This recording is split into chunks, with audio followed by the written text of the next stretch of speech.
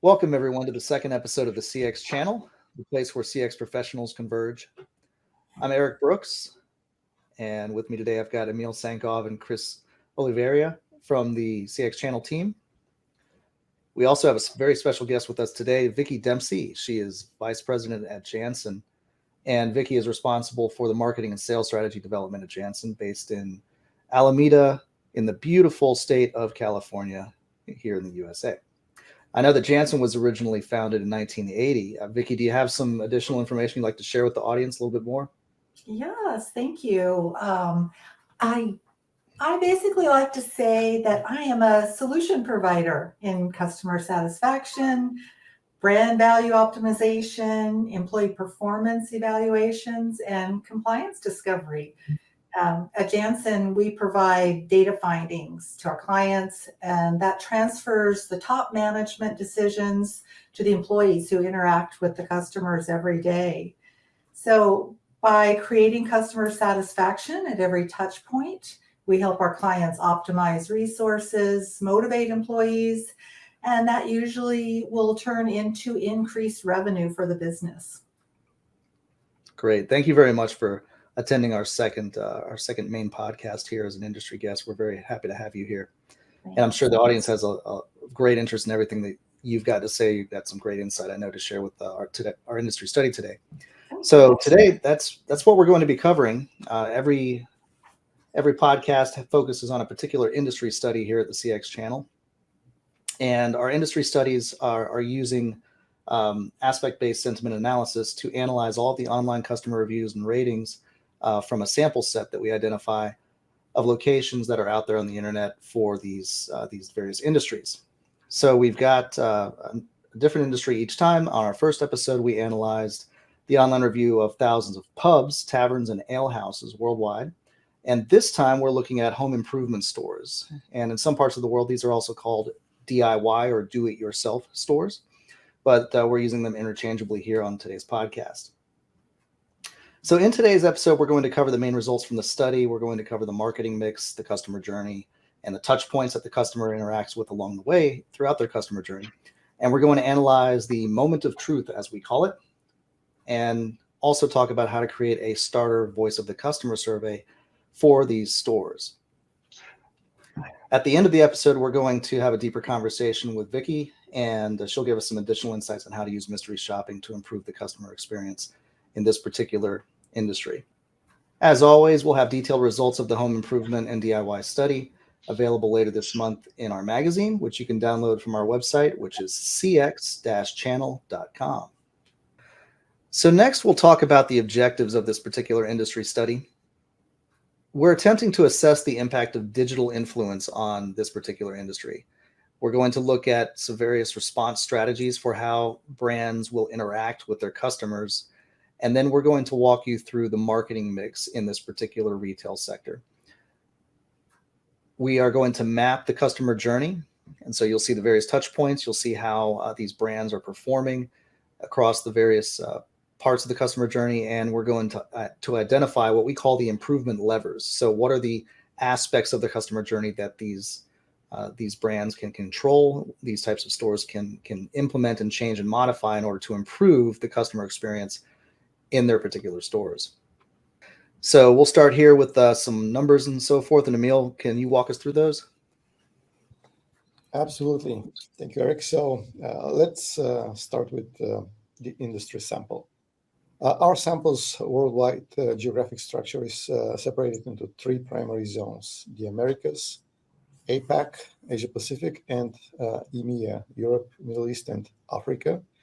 Each zone is further broken down into specific regions, as visualized here in the smaller pie charts. The composition of the sample indicates an abundance of places or locations in certain regions like EMEA and to some extent in North America, whereas other regions like the Middle East have less.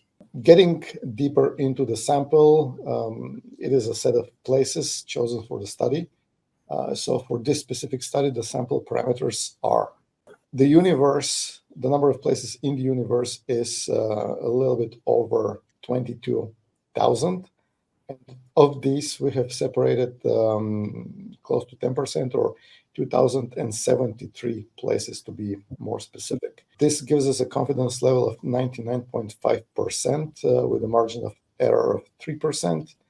And the overall number of reviews selected for this study, 15,369. So this is the industry sample. Moving on into the data, we're going to first dive into the star ratings. The star ratings in online reviews and ratings are a system that allows customers to evaluate a product, service, or business on a scale typically from 1 to 5 stars. Each star represents a level of satisfaction, with 1 star being the lowest or very dissatisfied, and 5 stars being the highest or very satisfied. The distribution of home improvement stores shows minimal regional variation, as seen on this chart, indicating a trend of consistency in customer ratings across the various geographical regions. Within that context, the APAC region tends to score lower on the 5-star scale compared to the other regions, making up for the difference on the 4 and the 3-star scales, again, as visible on the chart here. Moving on to the critical review response times, this is a KPI that measures how quickly a business responds to critical reviews. And the critical reviews are those with a rating of 1 or 2 stars. This KPI is a key in customer relationship management, as it reflects the business's dedication to addressing customer complaints and issues promptly. What we see on this chart is a distribution of the critical reviews response times, and the KPI bands that we use are as follows. Excellent is any response given within 24 hours. Fair is responses between 24 and 72 hours. Critical is anything above 72 hours, and then we have the non-responded, which is the dark red color. Now, clearly, responding promptly to negative reviews can significantly influence customer retention. What we see here on these charts is close to 70% of all critical reviews never receive responses. And this clearly offers a great opportunity for improvement.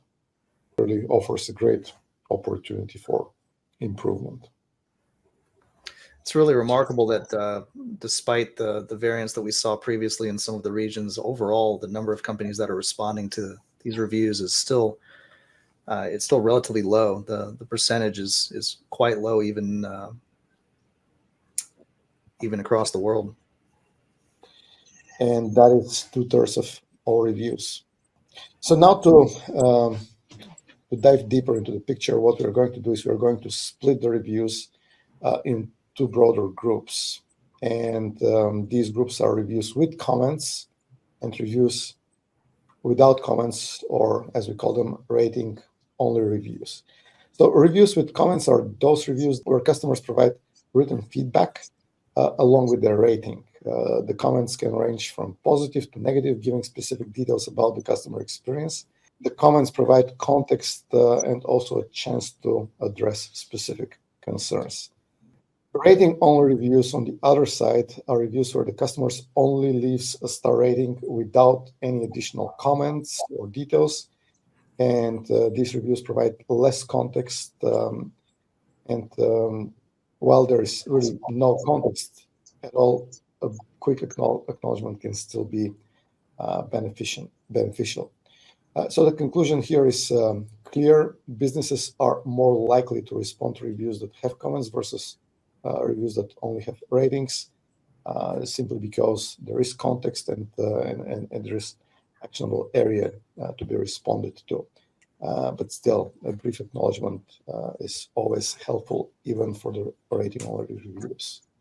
Now, if we take this further and break down the numbers into regions and focus only and solely on reviews with comments, we can still see that the critical review response time consistently remains at critical levels across all regions. However, we can see that there is a notable difference between Americas and APAC. The difference is more than 3 times in the respondent reviews. So what we have observed here is a similar behavior to what we have seen in the last study about the pubs, that despite the importance of social media, particularly amongst millennials and Gen Z, the majority of stores do not respond to reviews. And I would love to hear Vicki comments on that from a complaint management point of view. Vicki, how do you see these results? Yeah, absolutely, Chris. All businesses should be aware of every location's online reviews and feedback.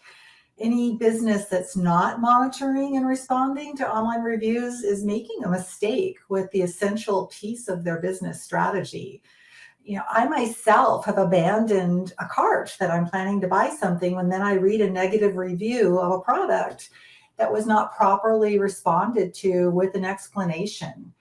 So, most companies do have an employee, or should have an employee, who's responsible for addressing online and social media, and especially complaints. And if it's not done consistently and not done well, then they might as well not have it at all. So what we advise is to use a reputation management tool like we offer at Jansen. It provides like real-time dashboards so a business can know how the entire company or even just a single location is performing online. And the analytics will tell them where they're getting the most reviews, how well they're responding back to customers, and even show an aggregated online rating. A business must be paying attention to this. Yeah, absolutely. These are really critical. It is still shocking to see that more than 2/3 of the critical reviews are not responded at all. Yeah. Not on time, but at all. With pubs and taverns, last review, our last industry study, it seemed like, maybe you could kind of understand it's a pub. They're either going to like it or they don't.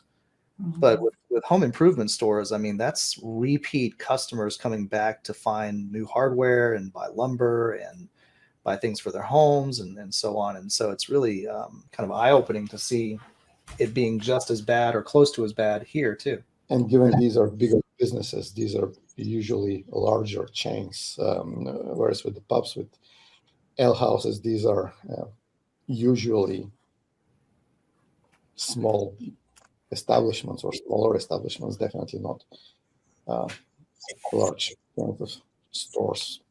So absolutely. Anyway, it's still shocking to see that low performance here. So marketing mix for home improvement stores. As we know, mastering the elements of the marketing mix is crucial for businesses that aim to offer appreciable value to their clients, enhance loyalty, and develop effective marketing strategies. Businesses often face challenges in aligning their marketing mix to the complex customer paths across multiple channels. And quite often businesses must navigate difficulties in integrating and analyzing data to meet the rapidly changing customer expectations. So it is essential for the businesses to ensure consistency across channels, better personalization, and this all ties back to developing good, detailed understanding about the marketing mix, especially from the standpoint of the customer expectations. So specifically for the industry that we're currently dissecting, home improvement stores, when we get into the marketing mix elements, this is really about what do customers really talk or care about when they leave online reviews and ratings. So this chart here indicates the distribution of the elements of the marketing mix in the home improvement stores micro industry. The 7P marketing mix that we're using here is an extended version of the traditional 4P marketing mix concept.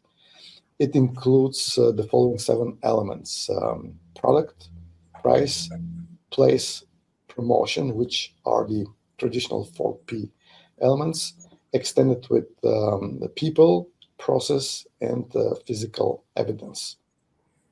This model provides a more comprehensive framework for businesses to evaluate and improve their marketing strategies. What we can see here specifically for home improvement stores, that people, product, place, and process are dominant themes in customer discussions. And these 4 topics comprise of more than 87% of all aspects analyzed. That is what we see here on this specific chart.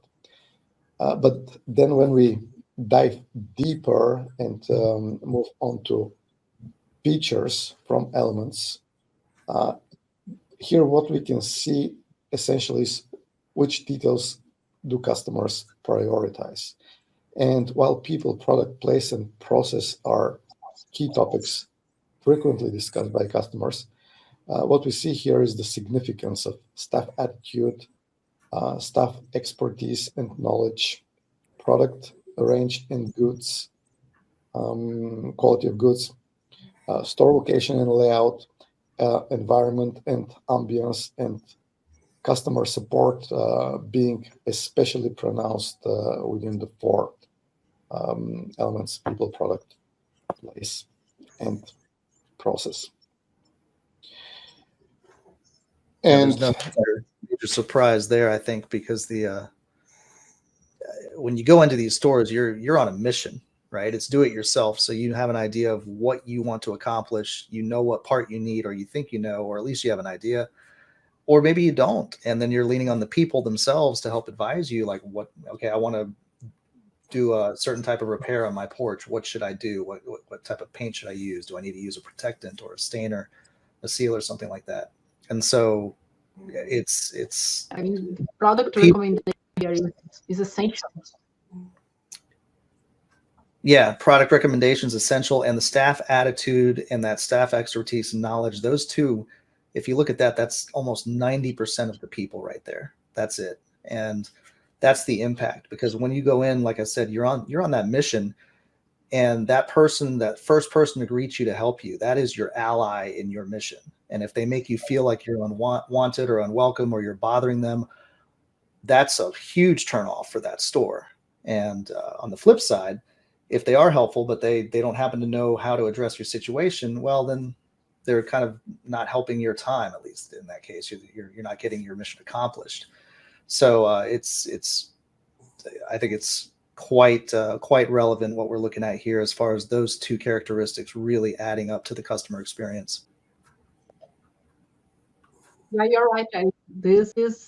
Pricing is the most important thing for customers. However, as we can see here, price is not even in the top 3 when it comes to online reviews. And I would love to hear Vicki's opinion on that, because I know that from our previous talks, Vicki, some of your clients are small businesses that must compete with much larger enterprises and big boxes stores. So it's very difficult to compete with those groups based on price. But what we can see here is that with these results, that there is a clear opportunity to compete on price and the overall experience, right? Absolutely. In fact, you're also right. A group of our clients that fall into small hardware stores, appliance, furniture, nurseries, a lot of these types of companies that are definitely competing with the big box stores. And I agree that price is not always going to be the first driving factor when making one of these kinds of purchases. Because even when the customer is spending a lot of time researching the product or service, often they want to talk to an expert. And that's why these small retailers must pay a very high level of attention to the service and their employees' product knowledge in order to compete with a big box. So I'd say they must be 100% sure everyone who walks through their door is getting an excellent experience. And they know from that mystery shop feedback, it's a great way to hone in on any kind of required training or skills that the employees might need. So this strategy to differentiate themselves from the big box stores really helps small retailers stand out. Okay, so just to add something here, especially for businesses that have limited resources, as any business is, but some businesses are more limited in resources than others. What this distribution shows us, what really businesses should prioritize. And what we can clearly see here is that the top three priority areas should be staff attitude, staff expertise and knowledge, and product range. So that is a clear, actually, in fact, very clear area of prioritization. And then we can move on to pricing, customer support, quality, after-sales support, etc., etc. But there are really three top priority areas that any business in the home improvement micro industry should be really, really focusing on. All right. So let's take it a step further and dive into the marketing mix experiences. And this chart helps us better understand customer sentiment, thoughts, and feelings.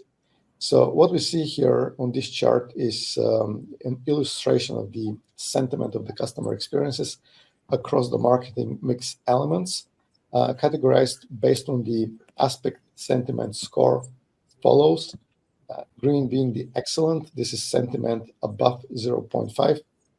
So here, just to take a step back, we measure the sentiment on a scale between -1 for the most negative to +1 for the most positive sentiment. So anything above 0.5 here is excellent or green. Anything between 0 and 0.5 is fair. This is the yellowish color. Very few fair measures. Then anything between 0 and -0.5 is attention. And this is also there's also very few such quantities here. And ultimately, critical is anything below 0.5. And what we can see here is that as far as home improvement stores are concerned, this micro industry faces significant challenge within the crucial segments of their marketing mix, with about 22% of the reviews concerning process, price, product, and people scoring critically negative with regards to online review sentiments. It is clear that there are significant opportunities for improvement that could substantially boost the overall customer satisfaction. So this is the key conclusion that we can derive from the marketing mix experiences chart. Yeah, it's no surprise that people being the most important aspect of the marketing mix, seeing excellent reviews or critical reviews being the top reviews posted there. All right, so we can talk about some of the key takeaways here. Yeah, so what we can conclude here, just going to breeze over these key takeaways: crucial alignment of marketing mix with business strategy. It is essential to ensure that marketing mix is aligned with the needs and preferences of the customer to compete in a very competitive market. This is conclusion number one. People, product, place, and process. These are the prevalent marketing mix elements, and customers often emphasize on these aspects, underscoring the need for their integration in the customer service enhancement initiatives. Staff attitude and expertise, product range and pricing, the approachability and knowledge of staff, the variety of products, and competitive pricing shape customer impressions and satisfaction significantly, as we witnessed from the previous charts. Addressing crucial feedback and critical feedback is essential.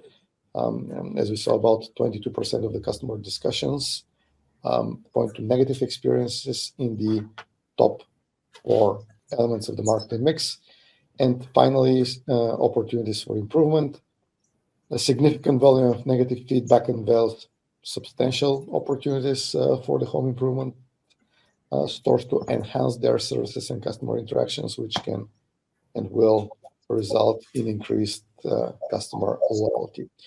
So these are the key takeaways on high level that we can derive from the marketing mix analysis, along with all the other in-depth discussion items that we already covered earlier. All right, well, that's the end of part 1. Stay with us and watch part 2 of our industry study and podcast, where we'll dive into the customer journey steps, activities, and touch points of the micro industry of home improvement stores and DIY stores.